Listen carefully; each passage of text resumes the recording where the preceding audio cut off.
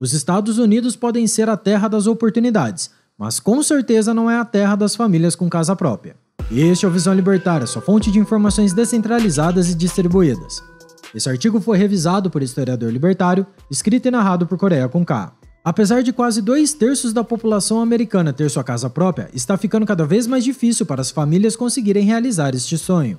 A escassez de moradias está levando as pessoas a não conseguirem aprovar empréstimos nos bancos para financiar seu primeiro imóvel. Tudo isso devido aos custos iniciais de se comprar uma casa terem batido os recordes no país mais rico do mundo. Em 28 de junho, a Redfin, uma corretora de imóveis residenciais sediada em Seattle, mostrou que as famílias que quiserem financiar seu primeiro imóvel precisam ter uma renda anual de $64.500. Isso representa um aumento de 13% no valor em relação a 2022. O valor está um pouco acima da média salarial americana, a qual é de pouco menos de $61 mil. Apesar do preço médio de uma residência ter aumentado um pouco mais de 2% em relação ao ano anterior, os valores estão 45% maiores do que antes do problema do bichinho chinês. São Francisco, Austin e Phoenix são as únicas regiões metropolitanas com taxas abaixo da média do ano passado. Uma informação um tanto quanto inesperada, haja visto que São Francisco fica no estado da Califórnia, um lugar conhecido por sua lúdica ideia de transformar o local em um paraíso progressista. Miami foi a cidade que teve a maior discrepância. As famílias precisam ter 25% a mais de renda do que o ano passado para conseguir comprar a casa própria com o valor de $300 mil. Isso tudo para adquirir uma casa que é menor do que a dos Simpsons. Os aumentos foram quase generalizados nos Estados Unidos, depois que o Fed, o Banco Central de lá, aumentou as taxas de juros novamente em julho, visando desacelerar a inflação, que está acima dos 3% padrão do país. Mesmo assim, o preço médio de uma casa subiu para mais de $400 mil, a terceira alta consecutiva, segundo a Associação Nacional de Corretores de Imóveis. De acordo com eles, o acesso à compra de um imóvel ainda é tenso e dramático. As taxas continuam aumentando e estão bem voláteis nos últimos meses, principalmente devido ao baixo estoque de imóveis para venda. As taxas hipotecárias subiram quase 7% em junho, acima dos 5,5% do ano passado e dos 4% de 2020. As hipotecas de taxa fixa de período de 30 anos também subiram quase 7%. O estoque está baixo não por conta de não haver casas construídas, mas devido aos vendedores estarem relutantes a vender, devido ao risco da taxa de hipoteca subir e eles perderem dinheiro. O CEO da Ruby Home, uma empresa imobiliária de alto padrão, disse que os proprietários que compraram os imóveis há alguns anos, com preços e juros baixos, podem se sentir presos com o imóvel. Afinal, se eles estiverem considerando comprar outra casa, vão observar os custos atuais e compará-los com os valores que estão pagando. A maioria acaba desistindo da ideia, já que nunca poderão substituir a taxa de juros historicamente baixa que conseguiram pegar na hipoteca atual. Essa relutância pode ser vista na queda da quantidade de casas à venda, que caiu 23% nos últimos 12 meses. Contudo, a quantidade de casas de entrada também caiu, cerca de 15% desde junho do ano passado. Essa queda deixa as pessoas que querem ter sua casa própria em uma sinuca de bico, porque em vários estados não existem mais casas de entrada, porque as pessoas não estão trocando de imóveis. Isso pode ser visto na quantidade de compras de casas novas, uma queda de 17% nos últimos 12 meses. Os salários médios das famílias subiram menos de 5% no ano e 20% desde o início da festa do micróbio chinês, o que é insuficiente para pagar as mensalidades das hipotecas.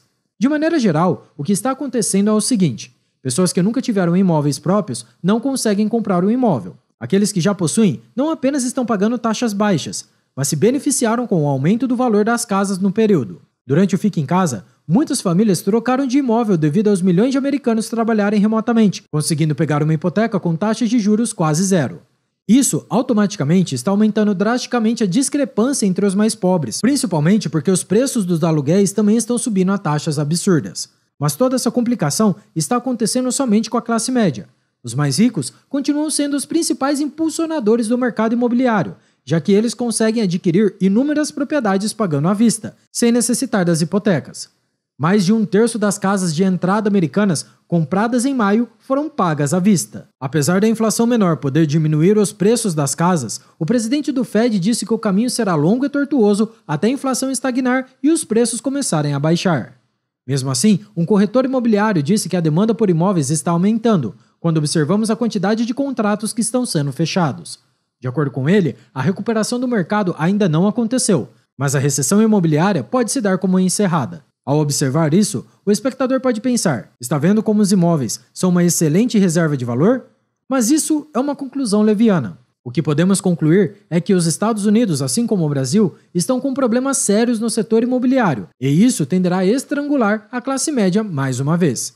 Explico. Como o preço dos imóveis e as taxas de hipoteca estão subindo muito, devido às taxas de juros estarem aumentando para controlar a liquidez do dinheiro na sociedade, os assalariados não estão conseguindo adquirir um imóvel. Os indivíduos que conseguem adquirir uma casa são aqueles que não precisam de hipoteca, ou seja, os mais ricos. Assim, o governo mais uma vez tenta destruir a classe média para salvar a economia, criando ruído num dos principais setores, o imobiliário. Além disso, leis e regulamentações forçam o preço dos aluguéis para cima, ficando quase impossível de uma família conseguir pagar. Um exemplo disso é que na Califórnia as pessoas estão morando em motorhomes, como falamos no vídeo. Motorhomes viram moradia devido aos altos aluguéis em Los Angeles. Aqui no Visão Libertária. O link está aqui na descrição. Em uma sociedade libertária, o custo para se ter uma casa própria ou para alugar um imóvel provavelmente seria muitíssimo baixo, pois essas distorções não ocorreriam em um livre mercado. Com a ausência de uma moeda governamental fiduciária, as pessoas iriam utilizar o Bitcoin como reserva de valor, movendo as pessoas que utilizam os imóveis para esse fim para a moedinha digital. Isso faria com que o preço das casas voltasse a refletir somente a sua utilidade, a qual é a de moradia. Falamos sobre isso no vídeo, como resolver o problema dos preços dos imóveis, cujo link também está aqui na descrição. Em resumo, podemos observar como o governo distorce toda a economia, alterando apenas a taxa de juros, principalmente o setor imobiliário.